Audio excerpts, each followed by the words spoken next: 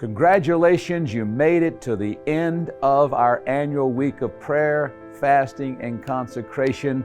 This week, you and Every Nation people all over the world started the year, just like we start every year, with our week of prayer, fasting, and consecration. Together, we picked up our cross, denied self, and followed the example of Jesus in prayer and fasting. We participated in early morning prayer meetings, midday prayer meetings, nighttime prayer meetings. We prayed in our churches, in our offices, campuses, homes, believing that God hears our prayers and that God will heal our families, our campuses, our cities, and our nations. Our 2022 theme was Abide, the power and beauty of God's Word. We learned that God's Word is like bread that sustains us, like a seed that gradually produces fruit, like light that guides us, like a mirror that reveals our true self, like a hammer that breaks hard hearts, like a sword that discerns the intentions of the heart, and like a strong foundation that saves us during the storms of life. Available in 17 languages, our devotional material took us deep into the power and beauty of God's Word. Every Nation pastors and leaders from Singapore, the United States, Japan, South Africa, Australia, and the United Arab Emirates encouraged us through daily devotional videos as we fasted and prayed. Your pastors have always placed a high premium on the authority of the Bible, believing that all Scripture is God-breathed and is useful for instruction, for conviction, for correction, and for training in righteousness, so that the people of God may be complete, fully equipped, ready for every good work. As we continue our Abide theme throughout 2022, I trust that you will look back on a fruitful year, on a year that you intentionally abided in Jesus and made room for His Word to abide in you. May the words of Jesus in Matthew 4:4 be in your heart and on your lips this year. Man shall not live by bread alone, but by every word that comes from the mouth of God.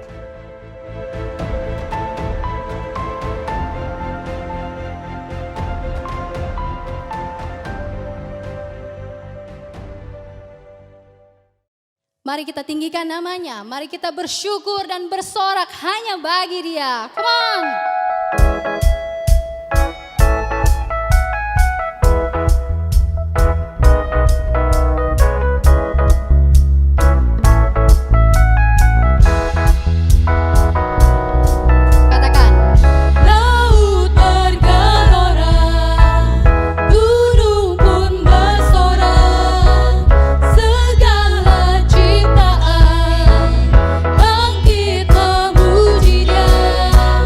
Terbuat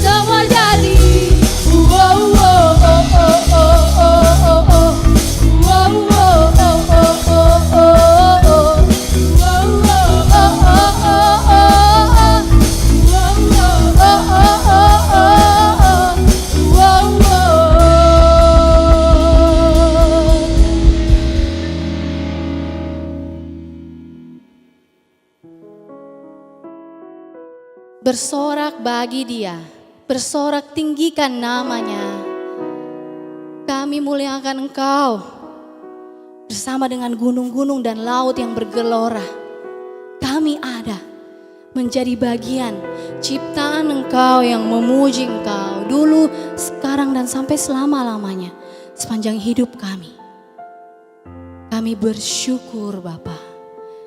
Yes. Kami bersyukur.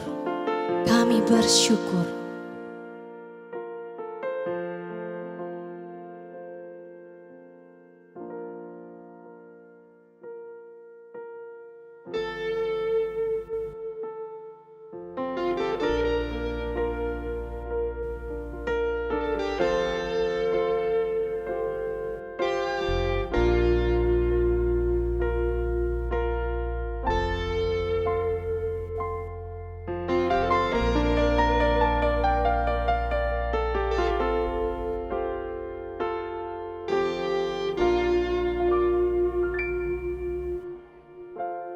Banyak yang Kau perbuat di dalam hidupku. Rancangan indahmu terjadi di hidupku. Bapa yang mengerti segala yang ku perlu, kasih-Mu sempurna nyata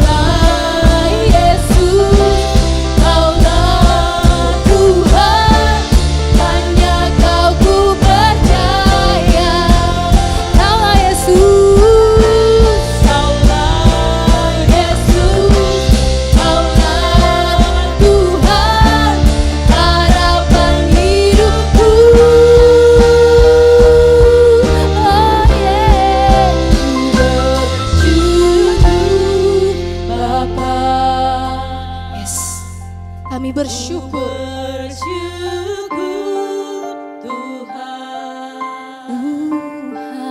Buat kasih setiamu di dalam hidupku, ku bersyukur. Kami bersyukur. Bapa.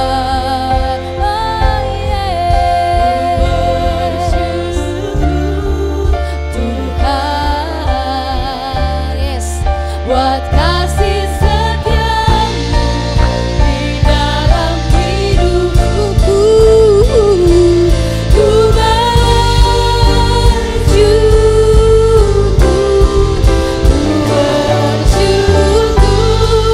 Bapa, ku bersyukur, Tuhan, buat kasih setiamu di dalam hidupku, ku bersyukur. Kami bersyukur, Bapa,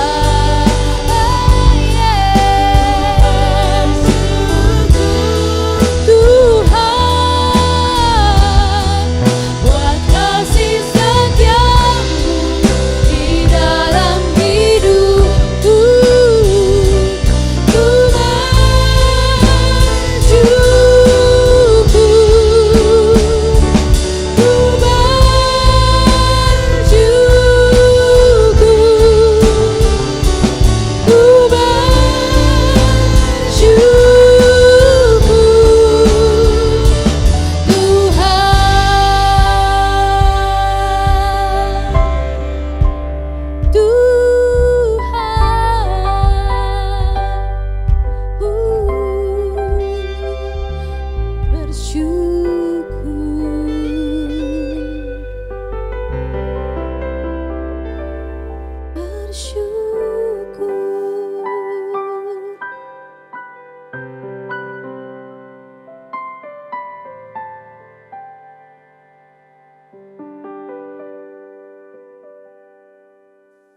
Aku bersyukur.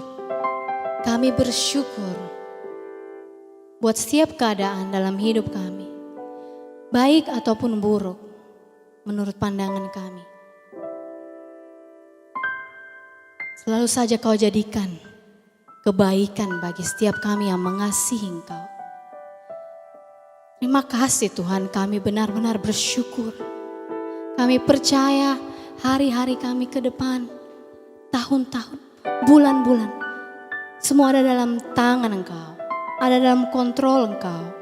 Sekalipun kami melewati lembah kekelaman, kami tidak takut, sebab gadamu dan tongkatmu itu selalu menjaga dan bersama dengan kami. Terima kasih Tuhan. Kami bersyukur, segala pujian, segala hormat hanya milik Engkau. Dalam nama Yesus kami berdoa. Amen.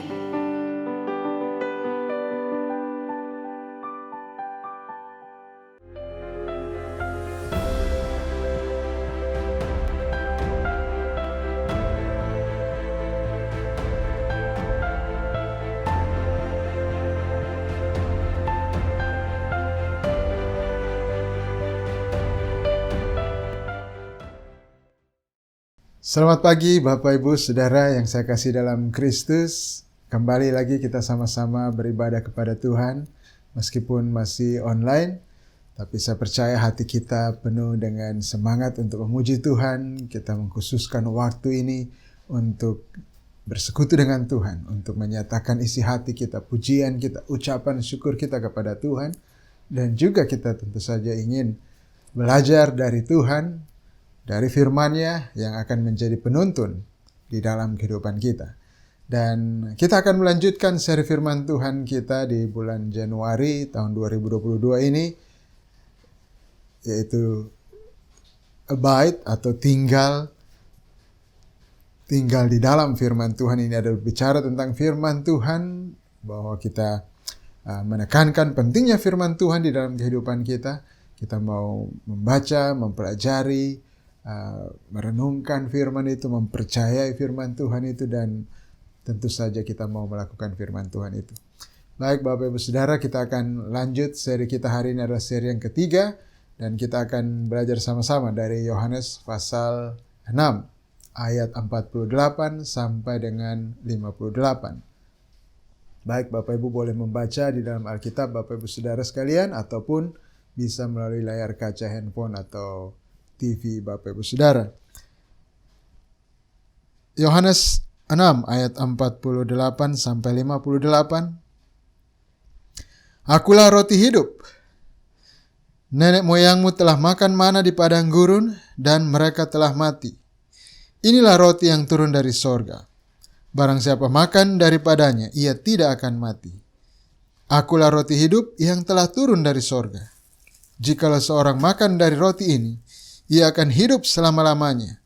Dan roti yang kuberikan itu ialah dagingku, yang akan kuberikan untuk hidup dunia. Orang-orang Yahudi bertengkar antara sesama mereka dan berkata, bagaimana ia ini dapat memberikan dagingnya kepada kita untuk dimakan? Maka kata Yesus kepada mereka, Aku berkata kepadamu, sesungguhnya jikalau kamu tidak makan daging anak manusia dan minum darahnya, kamu tidak mempunyai hidup di dalam dirimu. Barang siapa makan dagingku dan minum darahku, ia mempunyai hidup yang kekal, dan aku akan membangkitkan dia pada akhir zaman. Sebab dagingku adalah benar-benar makanan, dan darahku adalah benar-benar minuman. Barang siapa makan dagingku dan minum darahku, ia tinggal di dalam aku, dan aku di dalam dia. Sama seperti Bapa yang hidup mengutus aku, dan aku hidup oleh Bapa. Demikian juga barang siapa yang memakan aku, akan hidup oleh aku. Inilah roti yang telah turun dari sorga. Bukan roti seperti yang dimakan nenek moyangmu dan mereka telah mati. Barang siapa makan roti ini, ia akan hidup selama-lamanya. Baik Bapak Ibu Saudara, sama-sama mari kita berdoa minta pertolongan Tuhan untuk memahami firman Tuhan ini. Bapa di sorga, terima kasih untuk kesempatan yang Kau berikan kepada kami. Kami boleh datang kepadamu lagi, bersekutu dengan Engkau, dan saat ini kami boleh mendengarkan firman-Mu, dan kami mau belajar untuk mengerti firman Engkau, mengerti siapa Engkau, apa kehendak-Mu bagi kami. Kiranya Roh Kudus menolong kami untuk memahami firman Engkau, supaya kami mengerti kehendak Engkau, dan bukan itu saja. Roh Kudus juga memampukan kami untuk hidup sesuai dengan firman-Mu, dengan kehendak-Mu Tuhan. Tolonglah kami, di dalam nama Yesus Kristus kami berdoa. Amin.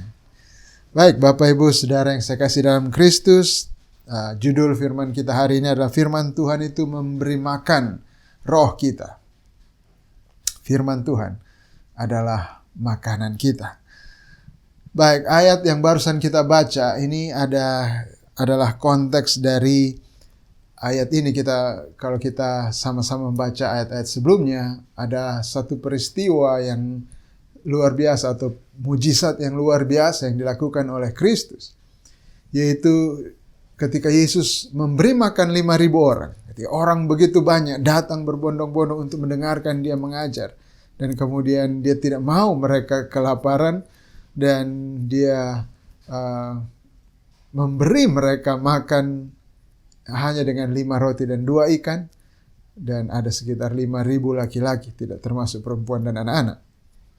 Dan ini adalah satu mujizat yang luar biasa, dan orang-orang yang ada pada waktu itu, mereka yang menikmati, yang mengalami mujizat ini, bahwa mereka bisa ikut makan sebanyak itu, dan bahkan hanya dengan 5 roti dan 2 ikan, dan kemudian masih bahkan tersisa lagi 12 bakul. Mereka begitu kagum dengan Kristus. Dan kalau kita baca di ayat 14 Yohanes pasal 6, di situ firman Tuhan atau Yohanes mencatat, ketika orang-orang itu melihat mujizat yang telah diadakannya, dilakukan oleh Kristus, mereka berkata, orang banyak ini berkata, dia ini adalah benar-benar nabi yang akan datang ke dalam dunia. Jadi mereka begitu mengakui Yesus, mereka mengatakan, wow, dia ini benar-benar nabi yang akan datang. Nabi yang sudah mereka tunggu-tunggu, yang mereka nantikan. Yang begitu lama dalam sejarah Israel, kurang lebih 400 tahun tidak ada nabi. Dan kemudian mereka melihat Yesus melakukan mujizat seperti ini. Dan mereka bilang, wow, ini dia. Benar-benar nabi yang akan datang ke dalam dunia. Ayat 15, karena Yesus tahu bahwa mereka hendak datang dan hendak membawa dia dengan paksa untuk menjadikan dia raja. Ia menyingkir pula ke gunung seorang diri. Jadi orang-orang banyak ini ketika mereka lihat apa yang Yesus bisa lakukan, bahwa Yesus bisa memberi mereka makan, mereka bilang, wah ini dia harusnya menjadi raja kita. Ya, kaisar pada waktu itu menyediakan bagi warganya roti dan sirkus. Dan ketika orang Israel ini, mereka sedang dijajah oleh bangsa Roma dan kemudian mereka menginginkan kebebasan, mereka menginginkan kemerdekaan seperti yang mereka punya iman, harapan mereka bahwa mereka adalah umat perjanjian yang diberikan Tuhan tanah yang sedang mereka duduki itu. Tapi mereka saat ini sedang di dalam perbudakan, bukan perbudakan itu, tapi mereka tidak memerintah diri mereka sendiri, mereka ada di bawah pemerintahan kekaisaran Roma. Dan mereka lihat apa yang Yesus lakukan, memberi makan mereka semuanya, mereka bisa kenyang, dan bahkan orang-orang mengumpulkan itu, dan mereka bilang, wah ini harusnya jadikan dia raja, dia harus jadi raja bagi kita karena dia pasti bisa mencukupi kebutuhan kita akan roti. Kalau kita mau berperang, tidak perlu susah-susah bawa makanan, dia pasti berikan kita roti, kita akan jadi kuat dan kita bisa berperang. Mungkin seperti itu dalam pikiran mereka. Mereka begitu antusias dengan Kristus karena mujizat yang mereka lihat. Namun Yesus, dia tidak mau dijadikan raja, dia menyingkir ke gunung dan berdiam diri di sana. Dia berdoa tentu saja kepada Bapa di sorga. Dan cerita selanjutnya setelah itu adalah ketika Yesus sendiri, dia menyuruh murid-muridnya yang duluan menyeberang ke seberang, ya, naik perahu. Dan kita tahu ceritanya bahwa ya, murid-murid mengalami angin badai, tofan, gelombang yang besar dan mereka ketakutan. Tapi kemudian mereka lihat Yesus kembali lagi melakukan mujizat yang luar biasa, berjalan di atas air dan menolong mereka, dan tiba-tiba saja mereka sudah ada di seberang sana. Dan apa yang terjadi keesokan harinya? Keesokan harinya ayat 24 kita bisa baca. Ketika orang banyak melihat, orang banyak yang tadi, yang sebelumnya yang ingin menjadikan Yesus raja ini, mereka yang begitu kagum dengan mujizat yang dilakukan Yesus, yang mereka akui bahwa Yesus ini nabi yang akan datang. Ketika orang banyak itu melihat bahwa Yesus tidak ada di situ dan murid-muridnya juga tidak, waktu mereka datang kembali keesokan harinya di tempat di mana Yesus melakukan mujizat itu, mereka naik ke perahu-perahu itu lalu berangkat ke Kapernaum untuk mencari Yesus. Jadi mereka sungguh-sungguh mencari Yesus sekarang. Ayat 25, ketika orang banyak menemukan Yesus di seberang laut itu, mereka berkata kepadanya, Rabi, bila mana engkau tiba di sini? Ayat 26, Yesus menjawab mereka, Aku berkata kepadamu, sesungguhnya kamu mencari aku bukan karena kamu telah melihat tanda-tanda, melainkan karena kamu telah makan roti itu dan kamu kenyang. Ini adalah sebuah kritikan dari Kristus kepada orang banyak itu. Dia bilang, kamu cari saya. Ya, itu adalah hal yang baik kan kalau orang mencari Yesus. Tapi Yesus mengkritisi mereka. Bilang, kamu cari saya bukan karena kamu telah melihat tanda-tanda. Maksudnya ada tanda-tanda itu untuk menunjukkan kepada sesuatu. Tanda itu mengkonfirmasi atau menunjukkan siapa Yesus yang melakukan tanda ini. Bahwa dia adalah yang diutus. Dia adalah Mesias, dia adalah Sang Mesias. Dia adalah yang diutus oleh Allah yang Maha Tinggi. Tapi mereka datang mencari Yesus bukan karena itu. Bukan karena mereka lihat tanda dan percaya bahwa Yesus ini adalah Mesias, Sang Juru Selamat yang diutus oleh Allah untuk menyelamatkan mereka. Tapi Apa? Kenapa mereka mencari Yesus? Tuhan Yesus mengatakan, bukan karena kamu telah melihat tanda-tanda, melainkan karena kamu telah makan roti itu dan kamu kenyang. Ini adalah motivasi dari orang banyak itu datang mencari Yesus. Karena mereka sudah makan roti dan menjadi kenyang. Karena kebutuhan fisik mereka terpenuhi. Dan Tuhan Yesus menegur hal ini. Pengharapan yang salah ini.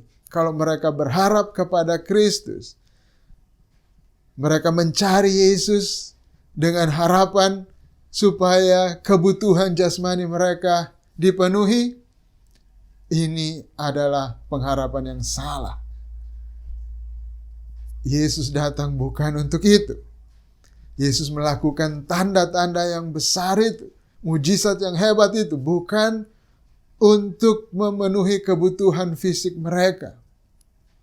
Dan Tuhan menegur mereka, Tuhan memperlihatkan bahaya yang menanti mereka kalau mereka hanya berharap kepada Yesus untuk memberikan mereka roti. Supaya mereka bisa makan seperti apa yang telah terjadi kemarin itu. Tuhan mengatakan, ayat 27, bekerjalah bukan untuk makanan yang akan dapat binasa, melainkan untuk makanan yang bertahan sampai kepada hidup yang kekal, yang akan diberikan anak manusia kepadamu, sebab dialah yang disahkan oleh Bapa Allah dengan meterainya. Tuhan menegur mereka, dia katakan, bekerjalah bukan untuk makanan yang dapat binasa. Atau dia bilang, jangan bekerja untuk makanan yang binasa, tapi untuk makanan yang bertahan sampai hidup yang kekal. Saudara, ada begitu banyak orang sekarang mencari Tuhan, mencari Yesus. Tapi kalau kita mencari Yesus hanya seperti orang ini, orang-orang ini, orang banyak ini, karena mereka telah mengalami mujizat yang besar, yaitu bahwa mereka telah diberi makan roti dan mereka menjadi kenyang karena kebutuhan mereka dipenuhi. Kalau kita sekarang mencari Yesus hanya karena kebutuhan jasmani kita dipenuhi, mungkin kita sakit dan kemudian ada mujizat Tuhan terjadi, kita disembuhkan. Mungkin kita lagi tidak punya uang dan kemudian ada mujizat Tuhan, kita bisa punya uang untuk membeli makanan. Mungkin kita punya usaha lagi susah, tapi kemudian ada mujizat terjadi dan usaha kita jadi bagus. Kita mendapatkan banyak uang. Dan karena itu kita mencari Yesus. Atau kita yang belum mengalami semua itu dan kita berharap, oh seandainya saya mengalami mujizat. Seandainya sakit saya ini terjadi mujizat dan saya sembuh. Seandainya saya mengalami mujizat dan saya mendapatkan pekerjaan. Seandainya saya punya problem di dalam tempat kerja yang begitu rumit ini. Seandainya ada mujizat terjadi dan semua ini bisa selesai dengan mulus.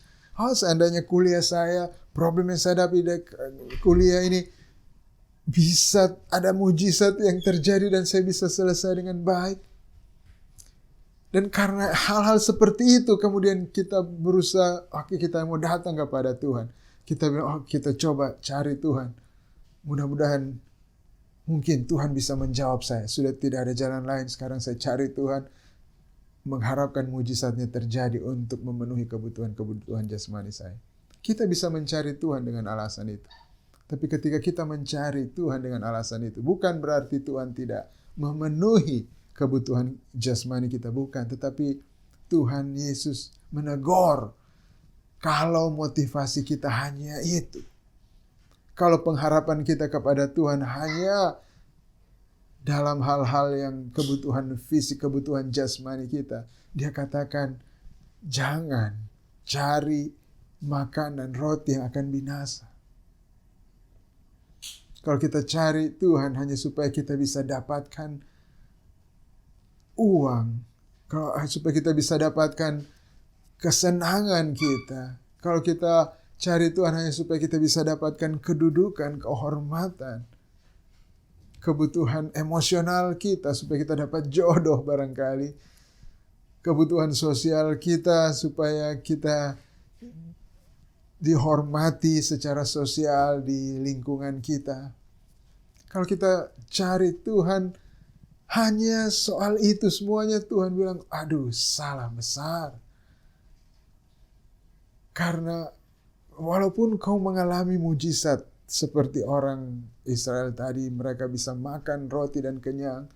Sekalipun tiap hari Tuhan Yesus memberi mujizat seperti itu kepada mereka, satu waktu mereka akan mati. Tubuh mereka akan mati, mereka akan binasa. Dan untuk apa semua itu? Untuk apa tiap hari kita bisa dapat uang, tiap hari kita bisa dapat makanan, tiap hari kita bisa dapatkan kesenangan, kita punya pasangan hidup, kita punya anak-anak yang baik, yang sejahtera, kita dihormati di lingkungan kita.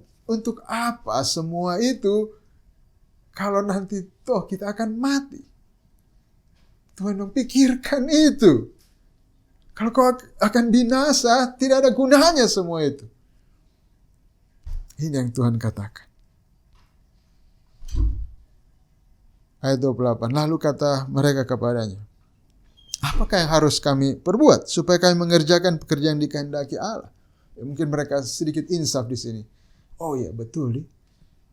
Kita mesti cari hidup yang kekal ini. Dan mereka bertanya, apa kalau begitu, apa yang harus kami lakukan? Ayat 29 jawab Yesus kepada mereka, inilah pekerjaan yang dikehendaki Allah, yaitu hendaklah kamu percaya kepada Dia yang telah diutus Allah. Ayat 30, maka kata mereka kepadanya, tanda apakah yang kau perbuat supaya kami dapat melihatnya dan percaya kepadamu? Lagi-lagi, mereka masih belum percaya, bilang pekerjaan apa yang kau lakukan? Ayat 31, nenek moyang kami telah makan mana di padang gurun, seperti ada terus mereka diberinya makan roti dari sorga. Sekarang mereka lihat berbeda dari hari kemarin. Hari kemarin mereka mengatakan, ini dia nabi yang kita nanti-nantikan ini. Nabi yang akan datang.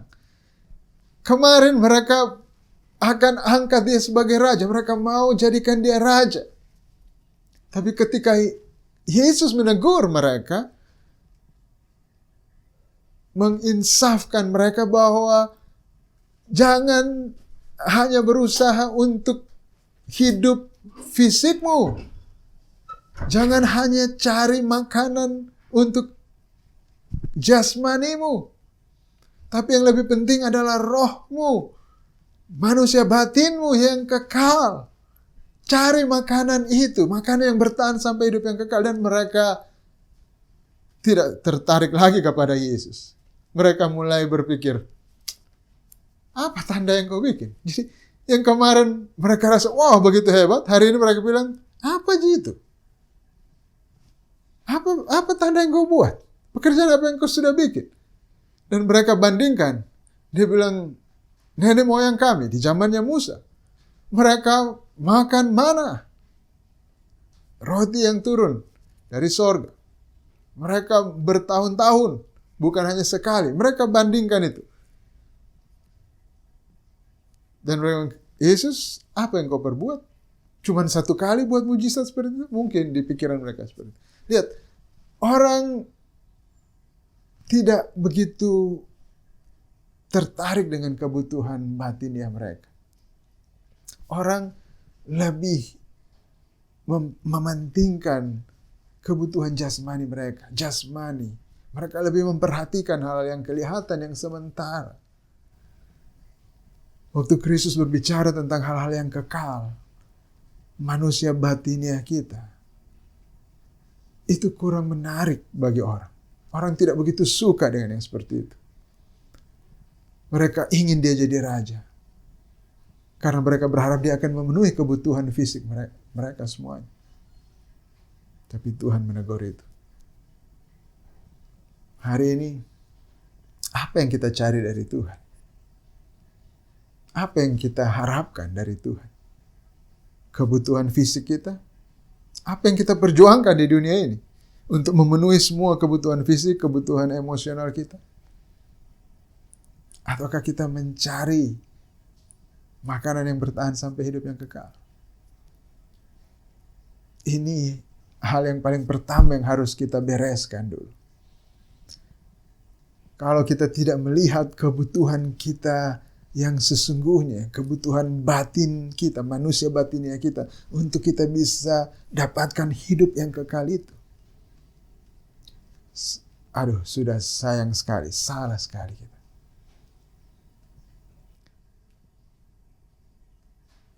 Jadi Tuhan mengajak kita hari, menyadarkan kita.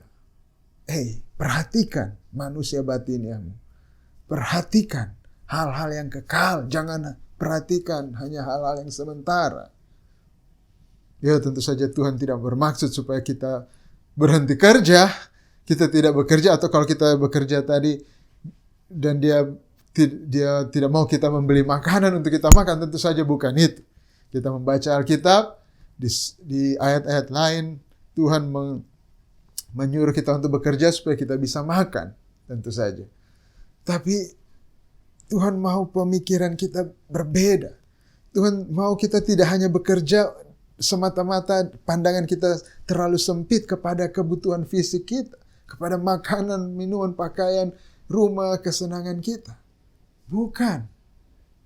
Tuhan mau kita melihat jauh ke depan dengan hidup kita. Apa yang kita cari adalah yang kekal. Manusia batinnya kita, kalau kita bekerja, kita punya visi bahwa ini tentang hidup yang kekal. Ini tentang pensiun kekal saya. Bukan hanya pensiun setelah saya umur 50-60 tahun. Bagaimana saya nanti umur 60-70 tahun waktu sudah pensiun. Apakah saya pensiun dengan nyaman atau saya tambah susah lagi? Bukan. Tapi pensiun yang kekal setelah kita selesai di dunia ini, bagaimana nasib kekal kita? Nah, Tuhan mau kita memandang ke arah situ ketika kita hidup di dunia ini. Waktu kita bekerja, belajar, atau apapun yang kita lakukan. Itu semuanya akan mengubah cara kita bertindak. Nah, tapi kita lanjut lagi. Isu tadi kembali. Hidup yang kekal. Oke, sekarang kita sudah berpikir, oke. Ini, penting ini hidup yang kekal. Saya mau dapatkan hidup yang kekal. Dan seperti orang Yahudi tadi berkata kepada Yesus, apa yang harus kami lakukan? Bagaimana kami bisa punya hidup yang kekal itu? Dan Tuhan mengatakan supaya mereka percaya kepada Dia, tapi mereka masih ragu. Mereka mempertanyakan Yesus tadi. Apa yang kau buat? Nenek moyang kami sudah makan mana di padang gurun.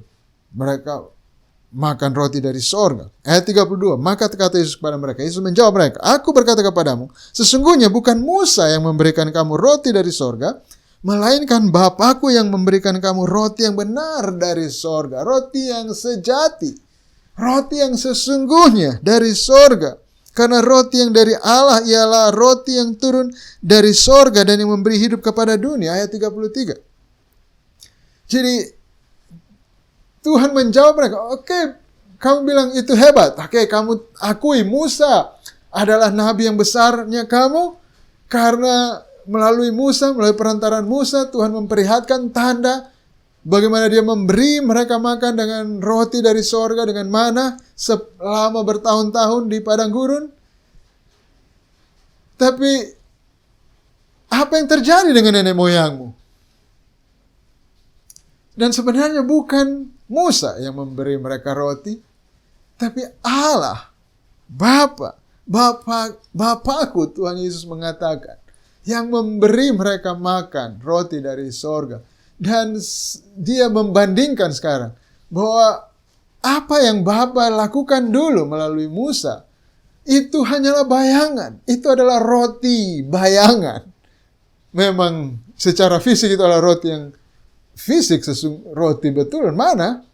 Tetapi ketika berbicara tentang hidup yang kekal, itu adalah hidup yang sesungguhnya. Dan roti mana itu hanya bayangan dari roti yang sebenarnya. Roti yang benar, roti yang sesungguhnya. Karena roti yang dari Allah ini, roti yang sesungguhnya ini, yang memberi hidup kepada dunia. Ini yang bisa memberi hidup yang kekal. Ada roti yang Tuhan sediakan, roti yang sesungguhnya, yang bukan hanya bayangan. Apa yang kita punya sekarang, kebutuhan-kebutuhan fisik kita, makanan kita hari-hari, pakaian kita, rumah kita, semua yang fisik itu hanya bayangan. Itu bukan makanan yang sesungguhnya, itu bukan hidup yang sesungguhnya, itu baru bayangan. Ada roti yang sesungguhnya yang bisa memberikan kepada kita hidup yang sesungguhnya, hidup yang kekal. Dan roti itu yang diberikan oleh Bapa, dikaruniakan oleh Bapa. Dan apa roti itu? Kita lanjut lagi ayat 4. Maka kata ayat 34, maka kata mereka padanya, mereka orang Yahudi mulai terbuka, sudah tahu itu. Oh iya, betul ini ya, orang nenek moyang kita sudah makan itu dan mereka mati. Sekarang kita butuh roti yang tadi dikatakan oleh Yesus, roti yang sesungguhnya, yang bisa memberi kita hidup yang kekal. Dan mereka bilang, oke Tuhan, berikan kami roti itu. Lagi-lagi mereka masih berpikir soal hidup mereka, soal roti, soal yang fisik. Mungkin mereka pikir ada roti ajaib, ya, tapi itu tetap saja roti yang membuat mereka tidak mati. Ayat 35 kata Yesus kepada mereka, Akulah roti hidup. Barang siapa datang kepadaku, ia tidak akan lapar lagi. Dan barang siapa percaya kepadaku, ia tidak akan haus lagi. Jadi inilah roti yang diberikan oleh Bapa, yang turun dari surga. Roti yang sesungguhnya tidak lain adalah Yesus sendiri. Nah, ketika Yesus mengatakan bahwa dialah roti hidup itu, roti yang sesungguhnya itu, roti yang memberi hidup kepada dunia, yang bisa memberikan hidup yang kekal. Ayat 41, bagaimana respon mereka? Maka bersungut-sungutlah orang Yahudi tentang dia, karena ia telah mengatakan, Akulah roti yang telah turun dari sorga. Kata mereka, bukankah ia anak ini Yesus, anak Yusuf yang ibu bapanya kita kenal? Bagaimana ia dapat berkata, Aku telah turun dari sorga? Mereka bersungut-sungut. Mereka tidak percaya. Ini mereka kenal Yesus ini, kita kenal dia ini, siapa bapaknya, kita tahu. Masa dia ini turun dari sorga? Mereka tidak bisa percaya. Tapi Yesus menjawab mereka lagi. Kita langsung ke ayat 48. Tuhan menegaskan lagi, Akulah roti hidup. Tuhan tekankan, sekalipun mereka tidak percaya, Tuhan tetap katakan kebenarannya. Akulah roti hidup. Nenek moyangmu telah makan mana di padang gurun dan mereka telah mati. Inilah roti yang turun dari sorga. Yesus sendiri. Barang siapa makan daripadanya, ia tidak akan mati. Yesuslah roti hidup. Kalau kita sekarang sadar bahwa semua yang kita punya yang bersifat fisik, semua makanan yang kita punya sekarang, nasi, ikan, apapun, uang yang kita punya, yang kita bisa pakai untuk beli makanan yang menjamin bahwa kita tidak akan kelaparan. Tapi kita sadar juga bahwa orang-orang yang tidak kekurangan makanan, toh mereka mati. Orang-orang punya uang banyak, toh mereka mati juga. Orang-orang yang punya jabatan hebat, yang pernah jadi presiden, mati juga. Orang yang pernah jadi raja, mati juga. Orang-orang yang sudah punya pasangan hidup, ternyata mati juga. Para atlet yang kelihatan kuat, yang kelihatan sehat, ternyata mati juga. Dan sekarang kita sadar bahwa memang kita butuh hidup yang kekal. Karena semua orang mati dan celaka kalau kita tidak punya hidup yang kekal. Apa yang kita mau harapkan di dunia? Dan kita sadar, dan kita sekarang, kita butuh sekarang hidup yang kekal. Kita butuh roti yang sesungguhnya itu, yang bisa memberikan kepada kita hidup yang kekal. Di mana roti itu kita bisa dapat? Dan Tuhan mengatakan, Yesus mengatakan, Akulah roti hidup itu.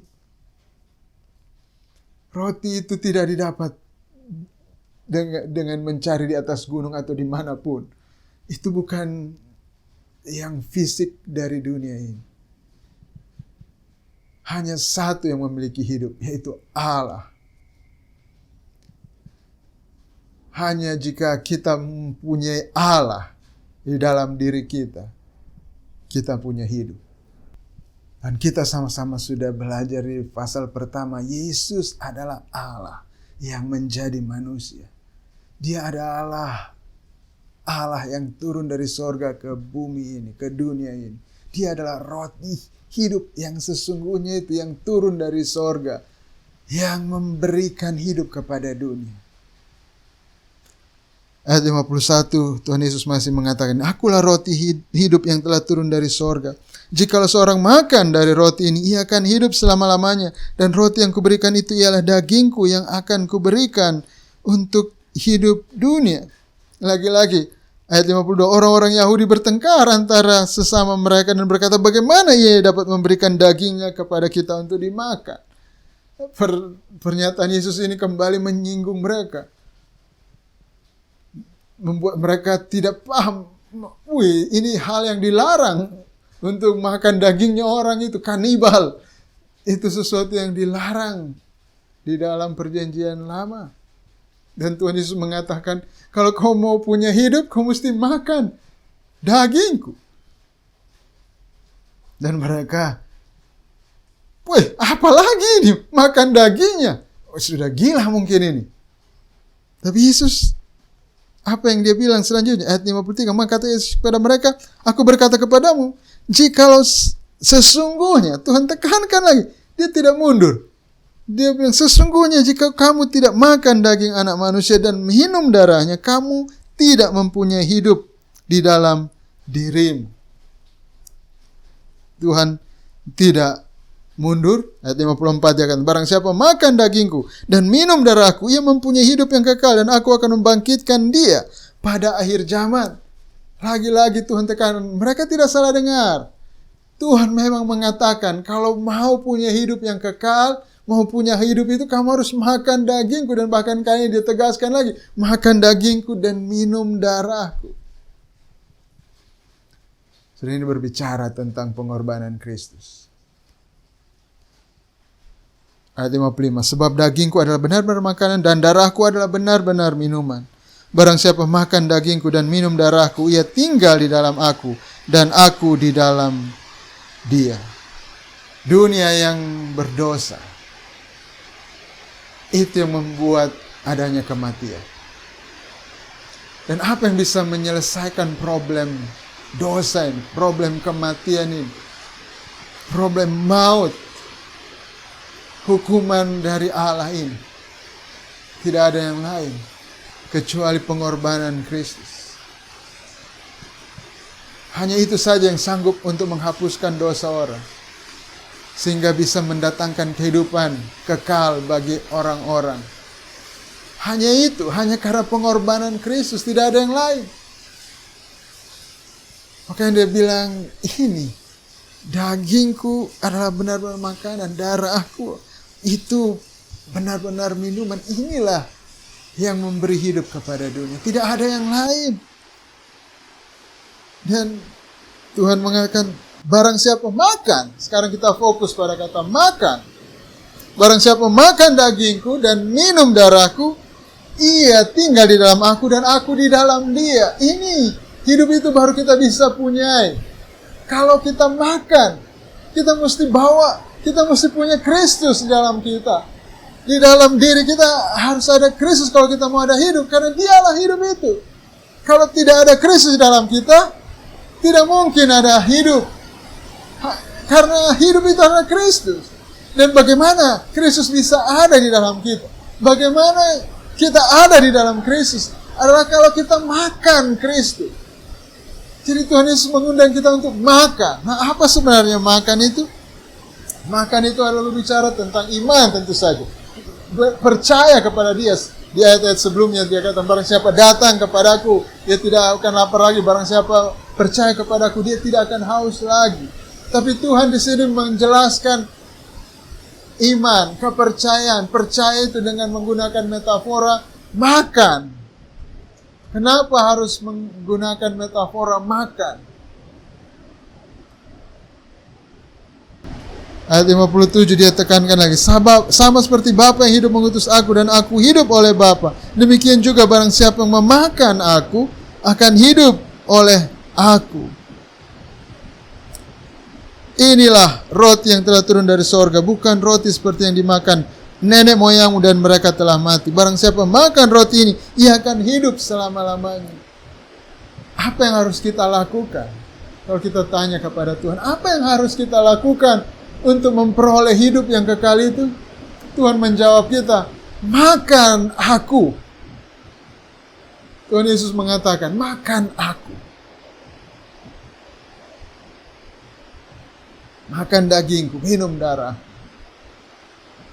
Percaya kepada. Tapi dia memakai metafora makan untuk menjelaskan kepada kita tentang apa yang dimaksud dengan percaya. Percaya itu bukan sekedar intelektual, sekedar kata-kata kita mengaku, oh Yesus saya percaya, Engkau Tuhan, Engkau Juru Selamat. Tapi Tuhan mau mengatakan yang dimaksud dengan mempercayai Dia adalah seperti makan Dia. Makan, kalau kita makan sesuatu, saudara, kalau kita makan sesuatu, apa yang kita makan itu menjadi bagian di dalam tubuh kita dan itu akan mempengaruhi seluruh tubuh kita. Kalau kita berbicara kita makan Yesus, Yesus menjadi bagian dari seluruh hidup kita dan itu akan mempengaruhi seluruh hidup kita. Tidak ada satu bagian hidup kita yang tidak dipengaruhi oleh Dia. Itu yang Dia maksud kalau kita mau makan Dia. Makan Yesus adalah suatu tindakan yang menyeluruh. Bukan hanya sekedar pengakuan dari mulut kita. Tapi percaya kepada Dia. Kita menerima hidupnya. Oh Tuhan, Engkaulah hidupku. Saya tidak bisa hidup kalau bukan Engkau Tuhan. Kalau bukan Engkau hidup dalam aku tidak bisa. Tuhan, itu. Dan kita berserah kepadanya, kita serahkan diri kita. Oh Tuhan, ini saya, kuasai saya. Kita berserah agar Dia berperan aktif dalam hidup kita. Tuhan, hiduplah di dalam saya. Tuhan, gerakan saya. Tuhan, buat saya melakukan kehendak Engkau. Tuhan, jadilah kehendak-Mu dalam hidup saya. Itu kalau kita yang Tuhan maksud, makan Dia, menjadikan Dia bagian diri kita yang terpenting. Menjadikan Dia adalah hidup kita. Kita terima hidup dari Dia. Kita berserah kepada Dia. Makan Yesus, oke, apa yang lebih konkretnya untuk hari-hari kita? Kalau kita bilang kita mau percaya Dia, mau mengambil hidupnya Dia, mau berserah supaya Dia hidup dalam kita, kehendaknya terjadi dalam kita. Oke, konkretnya bagaimana? Makan Yesus berarti kita makan firman-Nya. Kita membaca, mempelajari, merenungkan, mempercayai dan melakukan firman Tuhan. Kita makan firman-Nya hari-hari. Kita membaca firman Tuhan, bukan sekedar membaca, tapi kita memang belajar karena kita mau tahu sesuatu, kita mau dapatkan sesuatu dari firman Tuhan. Bukan kita tidak makan Tuhan begitu saja, tiba-tiba saja, Tuhan sudah ada dalam kita. Tidak. Ada yang menyangkut di hati kita, di pikiran kita, di dalam kesadaran kita, yaitu firman-Nya. Kita bisa membaca firman-Nya dan kita bisa mengerti firman-Nya. Bukan juga membaca sekedar yang penting baca 4 pasal berarti kita sudah makan Kristus. Tidak.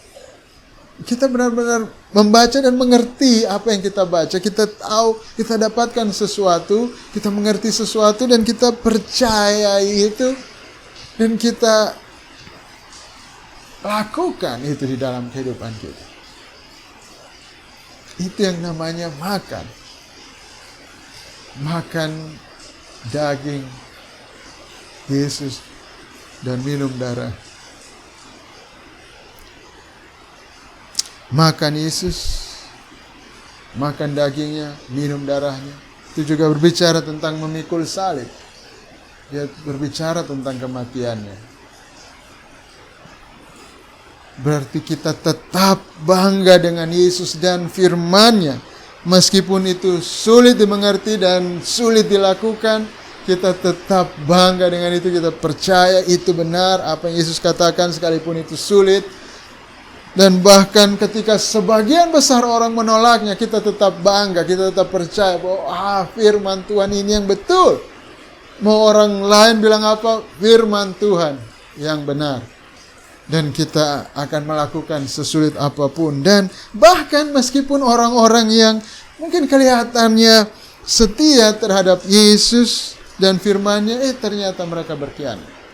Mereka tidak setia lagi. Tapi itu tidak mematahkan semangat kita. Itu tidak membuat kita berhenti untuk percaya, untuk terus percaya kepada firman Kristus. Untuk kita tetap membaca firman Tuhan dan mengerti inilah kebenaran dan melakukan, menghidupi sesuai itu. Makan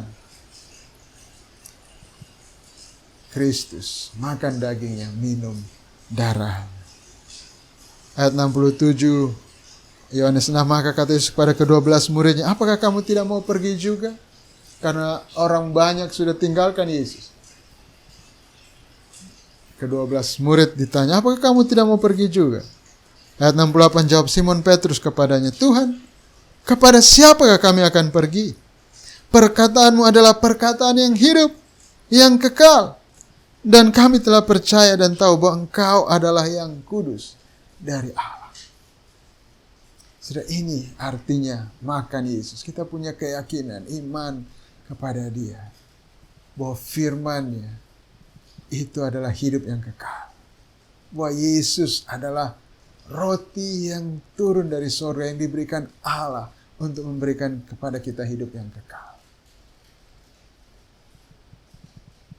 Oke, apa yang kita bisa aplikasikan dalam hidup kita besok sampai minggu depan, Senin sampai Sabtu, di dalam dunia kerja kita, di dalam tempat kuliah kita, di rumah kita, di lingkungan kita.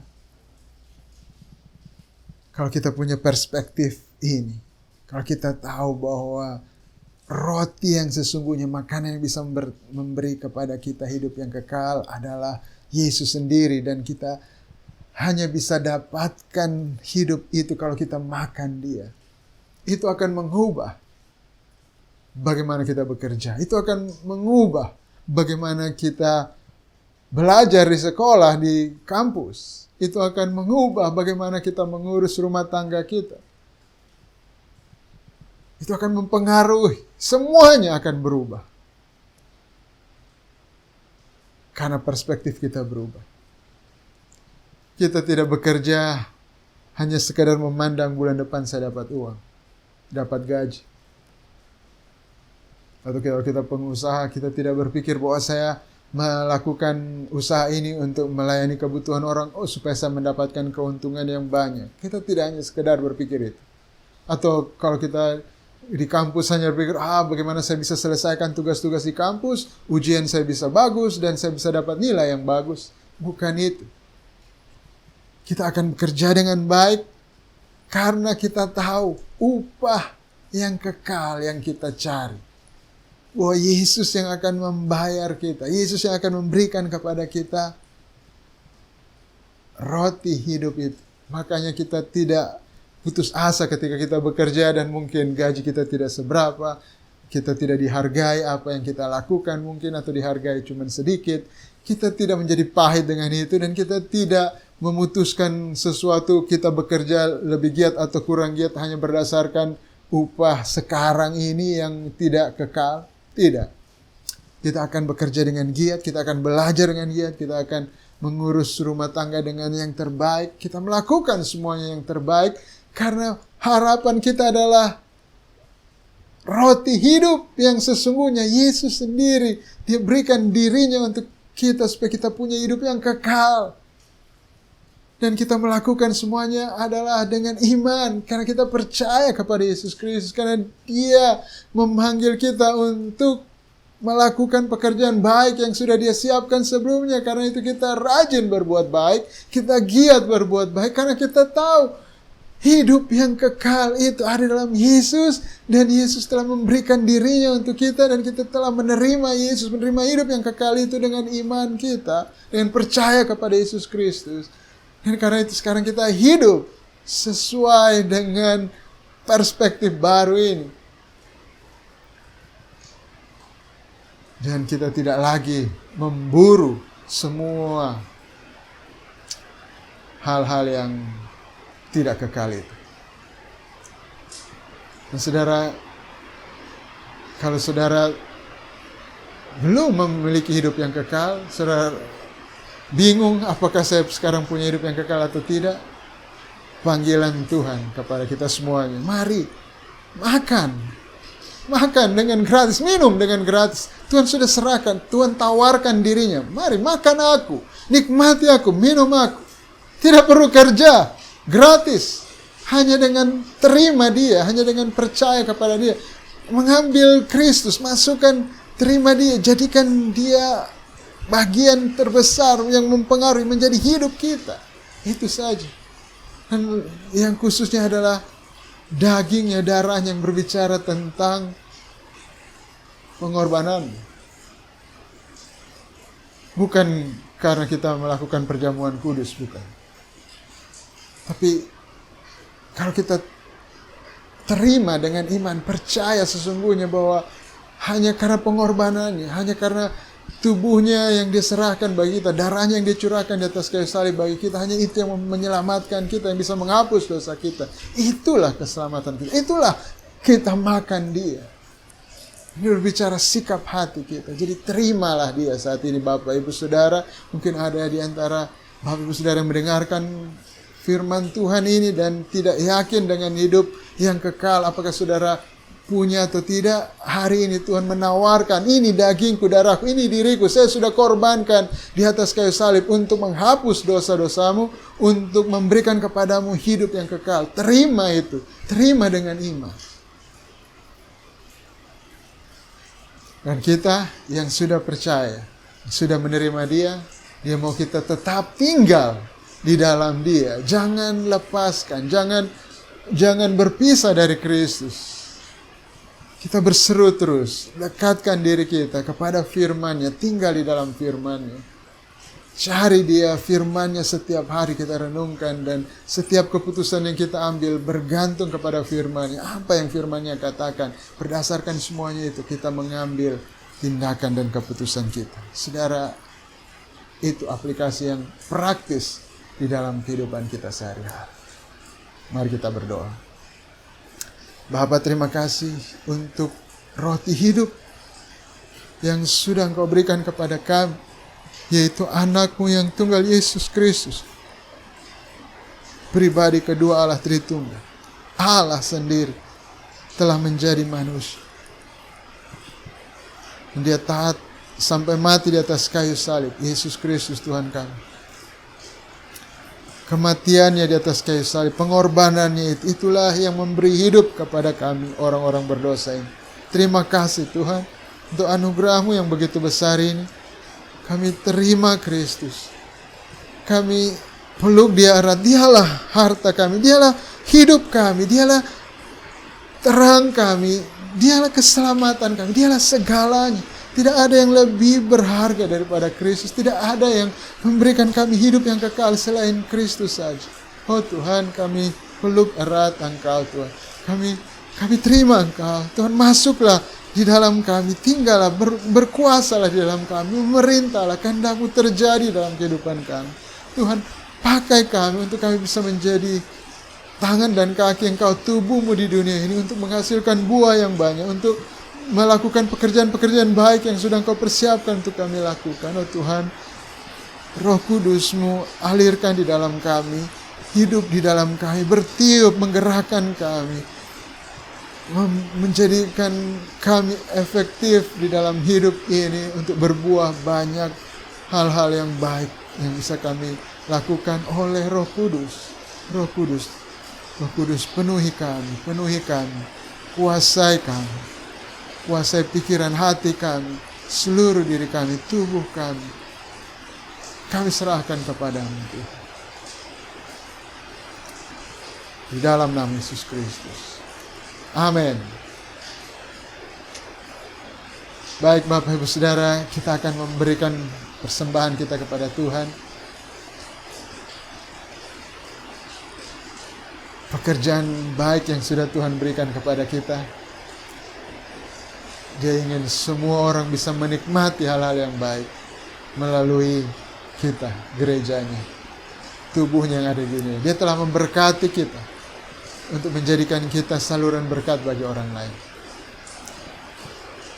Ketika kita memberi persembahan ini akan dipakai juga untuk kebutuhan di gereja, untuk biaya operasional di dalam gereja, dan juga untuk memberitakan Injil, untuk firman Tuhan bisa terus diberitakan. Mari kita sama-sama memberi persembahan dengan hati yang penuh sukacita, dengan hati yang tulus ikhlas, dengan iman yang teguh bahwa Tuhanlah yang telah memberkati juga.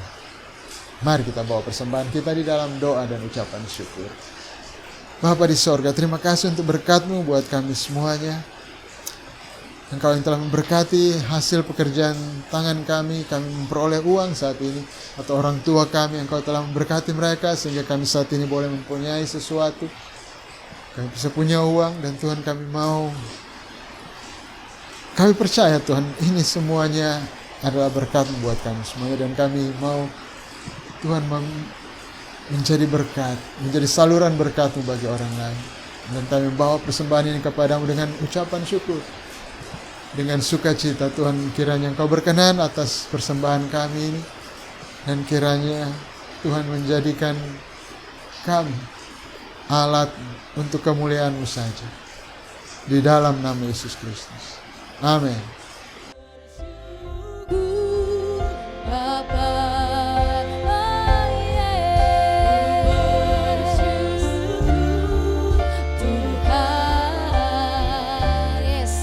Buat kasih setiamu di dalam hidupku, ku bersyukur,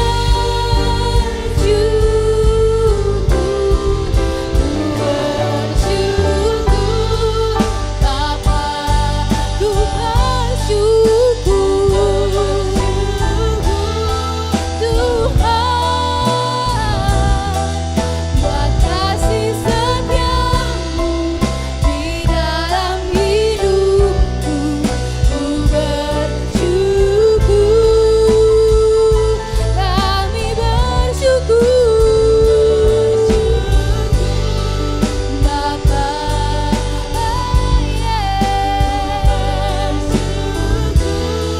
Tuhan, buat kasih setiamu di dalam hidupku, ku